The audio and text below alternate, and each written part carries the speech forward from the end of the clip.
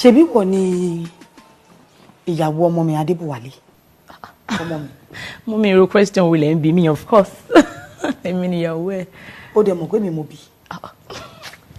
Mommy, kí lẹ drive at. Mo sọ lẹ́ẹ̀kan mo ní mò ń fọbọ́ lọ́wọ́ ní kitchen. Èmi dẹ̀ rò pé bóyá wà tẹ̀lé mi pé ra mọ́ mi o just the usual pé kéèyàn lágbàlagbà lọ́wọ́. Ó dẹ̀ níwà jókòó tó bá ti jókòó kí n bá ti ṣe tán ká wá gist. Mommy.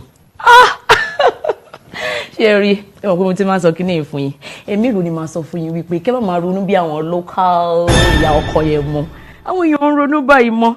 Ṣé rí èmi tí mo wá kí yín lénìí yìí o, mo ní plan ni. Plan tí mo dẹ̀ ní ni pé kí n wá kí yín kí n dẹ̀ fún yín ní gist. Èmi ò ní plan pé mo fẹ́ máa fọbọ́ ń bí báyìí. No, lórí schedule mi ò plan pé mo máa wọ kitchen yín rárá. It's just like èmi náà sọ fún yín pé kẹ́ wá lọ fọbọ́ nílé mi.